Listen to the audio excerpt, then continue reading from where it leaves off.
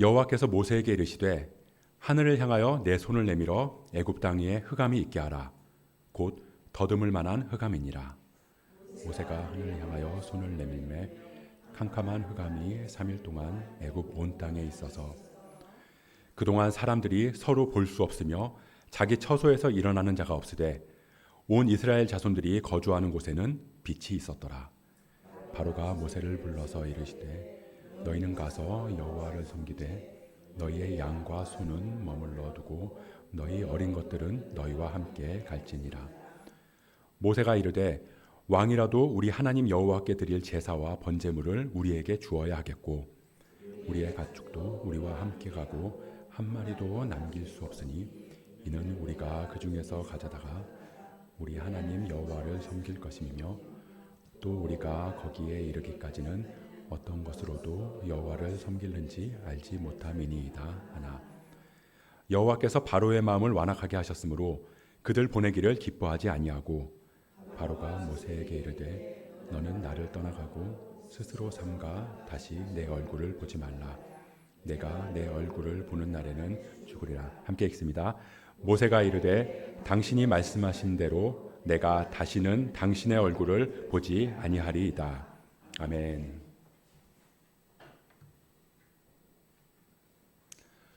네, 제가 예전에 살던 곳 앞에 이 아파트 모델하우스가 있었는데요. 지금은 거기에 그 아파트가 들어섰는데 아파트를 짓기 전에 이 모델하우스가 있을 때 거기를 한번 구경 간 적이 있었어요.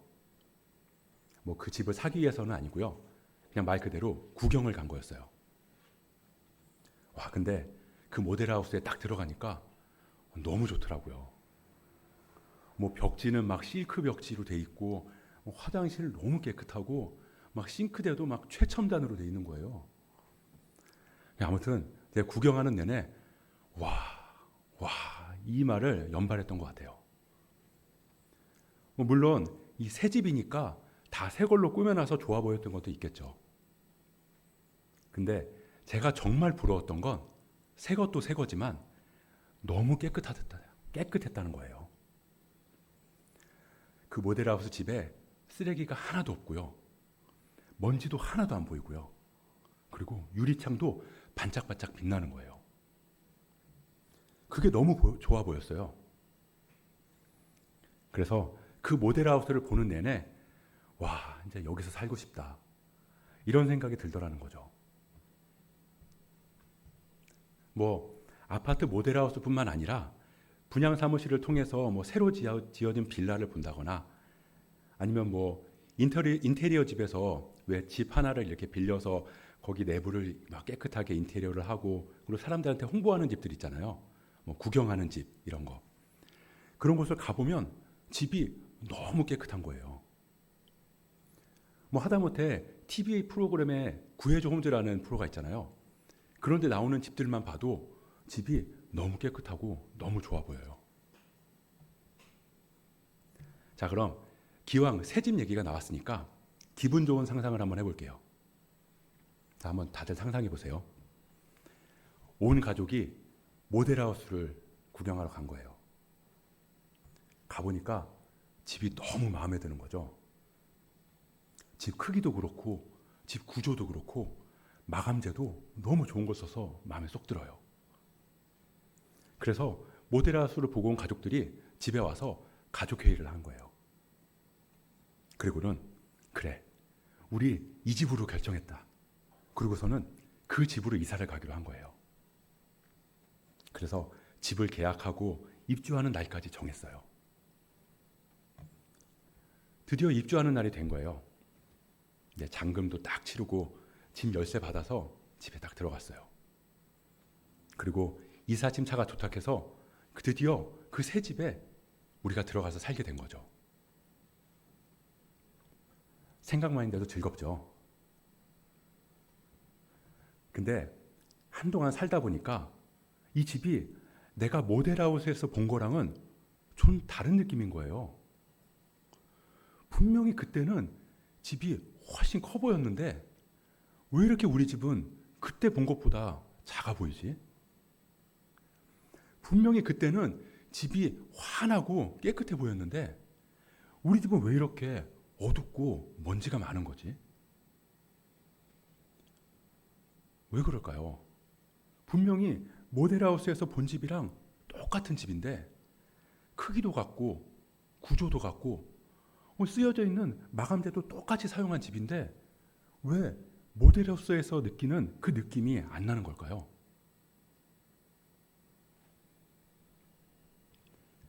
왜냐하면 짐이 있기 때문이에요. 모델하우스에서는 본 적 없는 물건들이 우리 집에는 있는 거죠. 내 필요에 의해서 소파도 갖다 놓고 침대도 갖다 놓고 주방용품도 많이 쌓여 있고 수납장도 들여놨어요. 내 만족을 위해서 창에 커튼도 달아놨고요. 벽에 액자도 걸고 소품들로 집안을 장식해놨어요. 그러니 모델하우스에서 본 것보다 집이 좁아 보이는 건 당연하겠죠. 그때보다 집이 어둡고 지저분한 건 당연한 거예요. 왜냐하면 사람이 사는 곳이기 때문이에요. 그리고 살다 보면 필요에 의해서든 욕심에 의해서든 짐이 많아지거든요. 그러니 집은 모델하우스에서 본 집이 맞는데 내가 실제 사는 집은 모델하우스 같은 모습은 아니라는 겁니다. 그렇다고 건설사에 전화해서 왜 우리가 사는 집은 모델하우스랑 다르냐고, 나는 분명히 넓고 깨끗한 집을 봤는데 왜 우리 집은 좁고 더럽냐고 그렇게 항의하면서 고소하겠다고 하는 사람은 없을 거예요. 보통은 어떻게 할까요? 집이 좀 좁고 지저분해 보이는데 이러면 보통은 청소를 할 거예요. 필요 없는 짐들을 갖다 버리기도 하고 방바닥에 굴러다니는 먼지나 쓰레기들을 쓰레기통에 버리기도 하고 그리고 널브러져 있는 짐들을 제자리에 정리하겠죠. 그러면서 우리 집을 모델하우스 때의 모습으로 완전히 되돌려야지, 그게 아니라 우리 집을 지금 상태에서 가장 깨끗하게 치워야지, 이렇게 할 거라고요.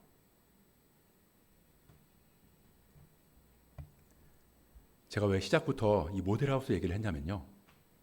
오늘 우리가 말씀을 통해서 하나님 창조하신 이 아름다운 세상 속에서 우리가 어떻게 살아야 하는가, 그거에 대해서 살펴보기 위해서예요. 오늘 본문은 애굽에 내린 9번째 재앙에 대한 얘기입니다. 지금까지 애굽에 내린 재앙이 어떤 게 있었죠?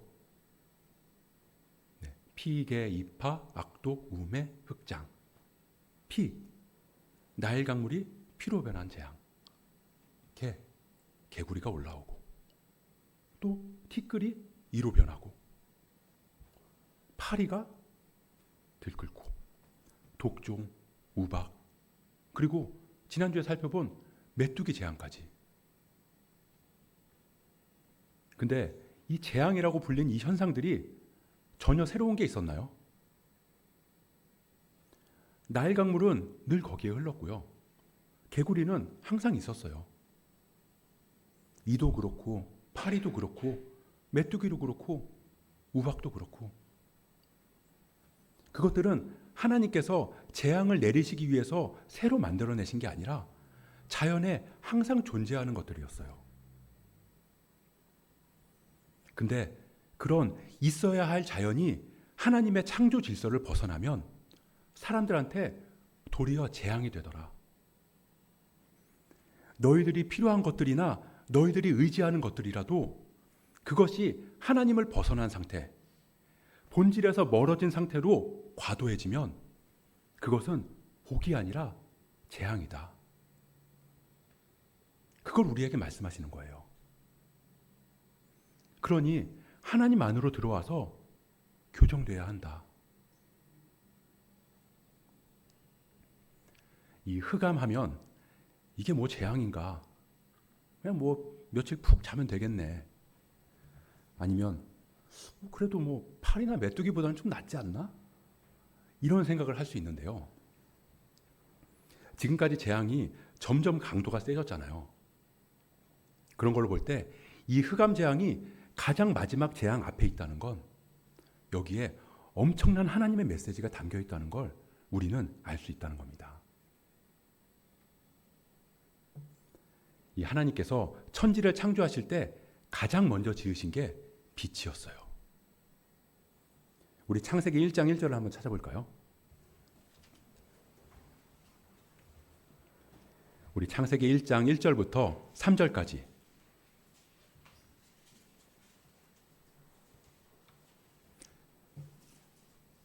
다 찾으셨으면 우리 한 목소리로 봉독하겠습니다. 태초에 하나님이 천지를 창조하시니라.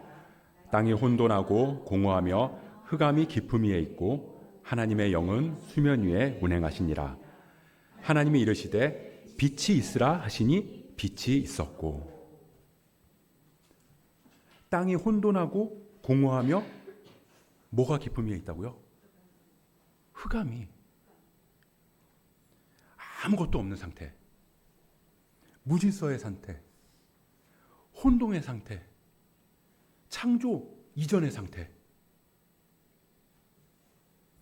하나님은 창조 이전부터 계셨지만 하나님께서 이 세상에 자신을 처음으로 계시하시고 드러내신 사건은 바로 빛이 있으라.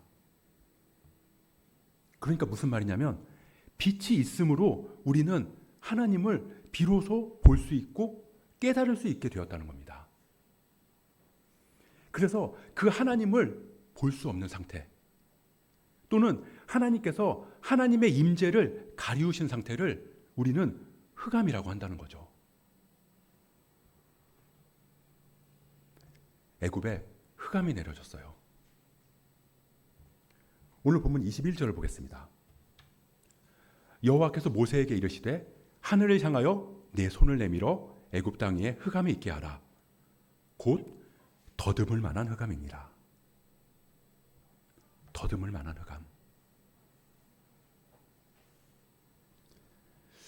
저희 애들이 어렸을 때 가끔 했던 게임인데요. 이제 눈 가리고 술래잡기라고 이 방 안에서 이제 술래가 눈을 가리고 술래 아닌 사람들을 잡는 게임이에요. 이 손수건이나 스카프를 막 이렇게 둘둘 말아서 눈을 가리고요.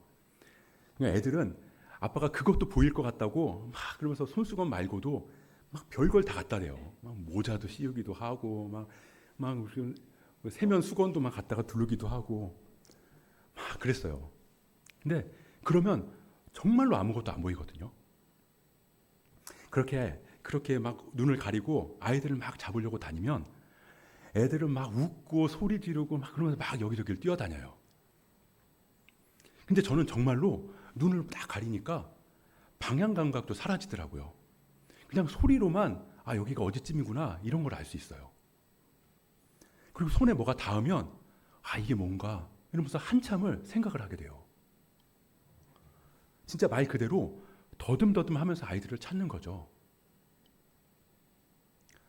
근데 그것도 벌써 추억 돋는 일이 돼버렸습니다. 요즘 애들은 그런 게임을 안 해요.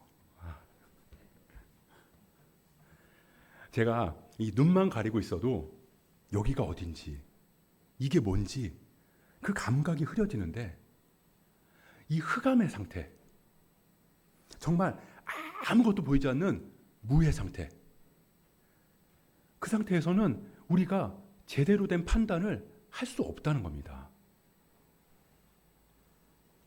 더듬을 만한 흑암, 빛이신 하나님이 없는 상태에서, 하나님이 배제된 상태에서 우리의 모습이 이렇다는 거예요. 분명 하나님 주신 선물인데 그걸 선물로 인식하지 못해요. 분명히 하나님의 창조하신 질서가 있는데 그 질서를 깨닫지 못한다고요. 하나님은 우리에게 희락과 화평이라는 복을 주셨고 어둠 속에서 그 화평이라는 복을 주셨는데 어둠 속에서 이 하나님의 본질을 벗어나니까 선물로 주신 그것이 쾌락이 되고요. 하나님이 우리한테 서로 사랑하면서 살아가라고 하셨는데 그게 하나님의 질서를 벗어나니까 비뚤어지고 왜곡된 애정으로 변질이 된다는 거예요. 사람을 살리고 치료하기 위해서 만들어진 약을 환각의 도구로 사용하고요. 이 땅에서 청지기로서 우리에게 맡겨진 돈을 나에게 모든 것을 가져다 두는 신으로 생각하게 된다고요. 이 애굽에는 많은 신들이 있다고 그랬잖아요. 그리고 이 10가지 재앙들이 다 애굽의 신들과 연관이 있다고 제가 처음에 피재앙 할 때, 설교할 때 그 표를 보여드리면서 말씀을 드린 적이 있어요. 네, 그렇게 많은 애굽의 신들 중에서 진짜 가장 센 신이 있었거든요. 일명 신들의 끝판왕, 대빵신. 그 대빵신이 하나 있었는데요. 그게 뭐냐면 바로 태양신이에요. 태양신이 가장 센 신이었어요. 이름은 라예요. 그래서 파라오가 파라오, 태양신의 아들이라는 뜻이거든요. 가장 센 신의 아들이니까 자기도 신이라는 거죠. 그래서 하나님이 창조하신 태양을 마치 하나님처럼 신이라고 여기고 있었던 거예요. 그러니까 바로는 모세가 아무리 얘기를 해도 여호와가 누군데, 아니 너희 하나님이 누군데, 이럴 수밖에 없었던 거죠. 근데 우리 지난 시간에 봤어요. 하나님께서 애굽에 재앙을 내리실 수밖에 없었던 이유.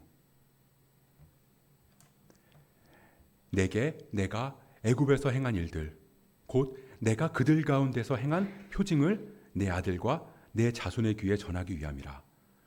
너희는 내가 여호와인 줄을 알리라. 너희는 내가 여호와인 줄을 알리라. 진짜 신, 진짜 하나님이 누구인지를 바로가, 애굽이, 이스라엘이, 그리고 오늘 우리가 깨닫기를 원하시는 겁니다. 빛이 없을 때, 빛 대신 주님이 함께하지 않을 때 우리는 바로처럼 더듬더듬 엉뚱한 걸 붙들고 그게 신이라고, 그게 나를 살려줄 거라고 그렇게 믿게 될 수밖에 없다는 거예요. 근데 하나님이 보여주시는 거죠. 너희가 신이라고 믿는 태양, 그거 내가 창조한 피조물일 뿐이야. 빛이 있으라, 그 한마디로 창조한 피조물. 그리고 그걸 왜곡하고 있는 너희들, 빛으로 들어와라. 빛 가운데 거해라. 그러면 너희는 내가 여호와인 줄을 알리라.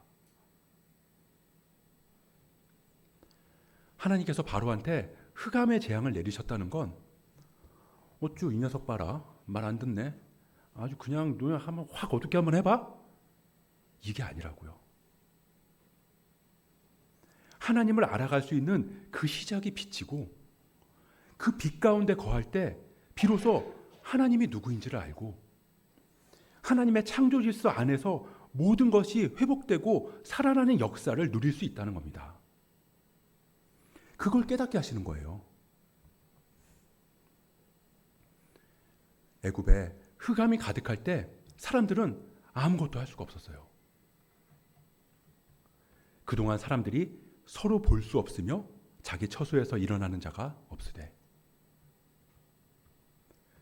흑암 가운데 거하면요, 빛이 없으면요, 서로가 서로를 볼 수 없어요. 다시 말하면 나만 보인다고요. 나만 만져지고요. 나만 느껴져요. 하나님을 보지 못하는 세상에서는요, 울고 있는 이웃들이 보이지 않고요, 형제의 아픔이 느껴지지 않아요. 내가 제일 힘들고요, 내가 제일 아프고요, 내가 제일 괴로워요. 나만 느껴져요. 왜요? 안 보이거든요. 빛이 없으니까. 그동안은 사람들이 서로 볼 수 없으며 빛 대신 주님이 밝히 비춰주시지 않으면 아무것도 보이지 않아요. 자기 처소에서 일어나는 자가 없으되 아무도 일어나지 않아요. 아무도 나서지 않고요. 아무도 행하지 않아요. 왜요? 두려우니까요. 안 보여서 두려우니까. 내가 어둠 속에서 더듬더듬 찾아서 쥐고 있는 이거 놓치면 나 죽을 것 같으니까. 그래서 아무리 밖에서 우는 소리가 나고 아무리 밖에서 고통 가운데 신음하는 소리가 들려와도 일어날 수 없어요.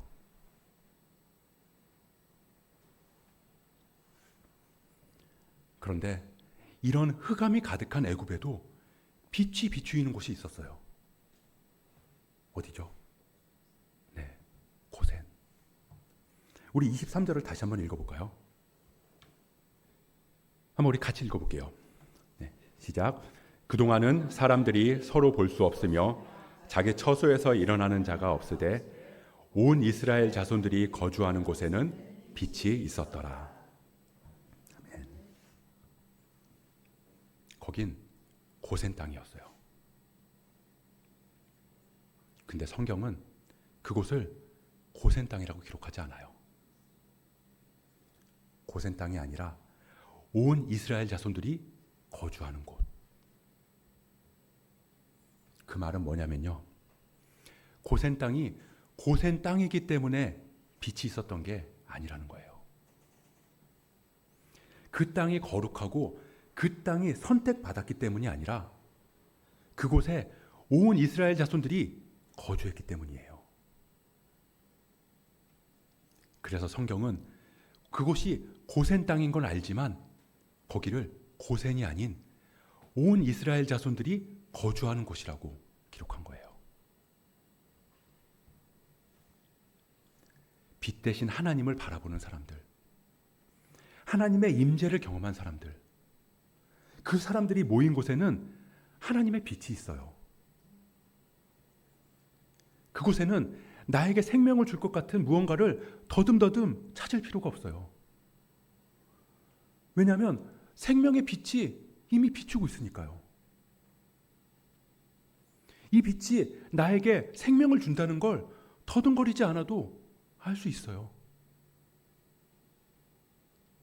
그래서 서로가 서로를 봐요. 나만 보이고 내 가족만 보이는 게 아니라 옆에서 울고 있는 사람들이 보이고요. 고통 가운데 괴로워하고 있는 형제들이 눈에 들어와요. 그래서 다들 자기 처소에서 일어납니다. 그리고 그들을 향해 달려가요. 왜요? 보이니까요. 빛이 있어서 보이니까요. 교회가 이 땅의 소망입니다 라는 슬로건이 있어요. 맞아요. 교회가 이 땅의 소망이에요. 근데 그 교회는 건물로서의 교회를 말하는 게 아니에요. 에클레시아, 부름받은 우리 한 사람 한 사람이 교회인 거예요. 그래서 부름받은 우리들이 모인 이 교회도 이 땅의 소망인 거죠.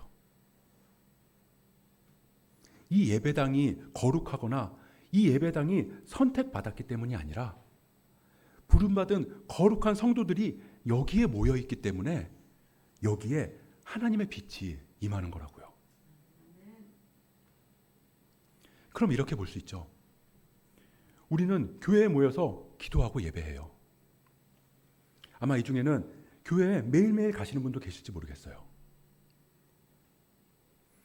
그렇지만 우리는 아무리 매일매일 교회를 간다고 해도 우리의 하루의 대부분의 시간을 교회가 아닌 다른 곳에서 보내요.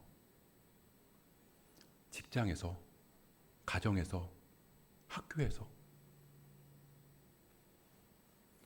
빛 대신 주님과 동행하는 우리는 각자에게 주어진 삶의 터전에서 살아간다고요. 그리고 주님은 고센 땅에 빛이 있었더라. 아니요. 온 이스라엘 자손들이 거주하는 곳에 빛이 있었더라. 우리가 교회에 모여서 기도하고 예배할 때만 빛이 있었더라? 아니요. 주님의 자녀들이 거주하는 곳에는 빛이 있었더라. 그곳이 어디든, 가정이면 가정에, 직장이면 직장에, 학교면 학교에, 빛 대신 주님과 동행하는 나로 인해서 그곳에 하나님의 빛이 비추이더라.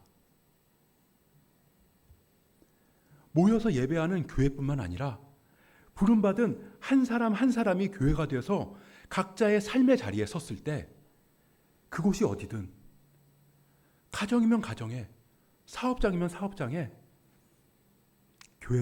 교회된 나로 인해서 그곳에 소망이 가득하더라. 하나님은 이 흑암 재앙을 통해서 우리에게 그걸 말씀하고 싶으신 거예요. 빛 가운데로 나아오거라. 나는 세상의 빛이니 나를 따르는 자는 어둠에 다니지 아니하고 생명의 빛을 얻으리라. 그럴 때 우리는, 우리의 삶은 하나님 주시는 참 자유가 넘칠 줄 믿습니다. 제가 처음에 모델하우스 얘기를 했잖아요. 하나님 창조하신 세상은 비교할 바는 못되지만 우리한테는 모델하우스처럼 깨끗하고 밝고 완벽한 집으로 주어졌어요. 근데 세상은 점점 모델하우스와는 다른 모습이 되어가요. 사람들의 필요에 의해서 개발도 되고요. 욕심과 탐욕으로 인해서 자연이 훼손되기도 했어요. 세상에 들어온 죄로 인해서 원치 않는 고통과 아픔이 찾아오기도 하고요. 그렇다고 우리가 모델하우스처럼 돌아가자고 모든 걸 다 버리고 살 수는 없잖아요. 우리가 사는 세상에서 어쩌면 그건 불가능한 일일지 몰라요. 그건 어려워요. 하지만 우리는 모델하우스를 꿈꿀 수는 있어요. 그때를 생각하면서 우리는 집의 쓰레기를 쓰레기통에 치울 수 있고요. 널브러져 있는 물건들을 제자리에 정리할 수 있어요. 쓸데없는 물건들을 갖다 버리면서 집을 치울 수 있어요. 모델하우스처럼 돼야지가 아니라 그때처럼 깨끗하게 집을 유지할 수 있다고요. 하나님 창조하신 태초의 세상으로 우리는 돌아갈 수 없어요. 하지만 우리는 회복을 꿈꿀 수 있어요. 새하늘과 새 땅의 그날을 소망하면서 살아갈 수 있어요. 그래서 이 땅을 다 뒤집어 엎자가 아니라 이 땅에서 빛과 소금으로 살아갈 수 있다고요. 우리 삶도 마찬가지예요. 하나님 창조하신 모습 그대로 살아가고 싶은데, 그 하나님 닮은 형상대로 살아가고 싶은데 그게 쉽지 않아요. 안 그러고 싶은데 어느샌가 욕심 부리고 있는 나를 보기도 하고요. 마음이랑은 다르게 세상 것들 붙잡으려고 하는 그런 마음이 올라올 때도 있어요. 내가 왜 이러나 싶을 정도로 악한 생각이 들기도 하고요. 근데요, 깨끗하다는 정의는요, 아무것도 없는 게 아니라 쓰레기가 쓰레기통에 있는 거예요. 그럴 때 우리는 깨끗하다고 해요. 우리 안에 빛이 있느냐 없느냐는요, 우리 안에 죄악이 하나도 없는 상태를 말하는 게 아니고요. 그런 지저분한 죄악들이 우리 마음에 쌓일 때 그 쓰레기들을 쓰레기통에 잘 버리느냐, 그렇지 못하느냐의 차이예요. 그게 빛 대신 주님이 거하는 그리스도인의 모습입니다. 그리고 그런 우리가 거하는 그곳에 우리를 통해서 하나님의 밝은 빛이 비춰지고, 그래서 그곳에 온전한 하나님 나라가 이루어져 갈 줄 믿습니다. 그렇게 우리가 우리의 삶을 통해서 빛 대신 주님을 증거하며 살아갈 수 있기를 주님의 이름으로 축복합니다.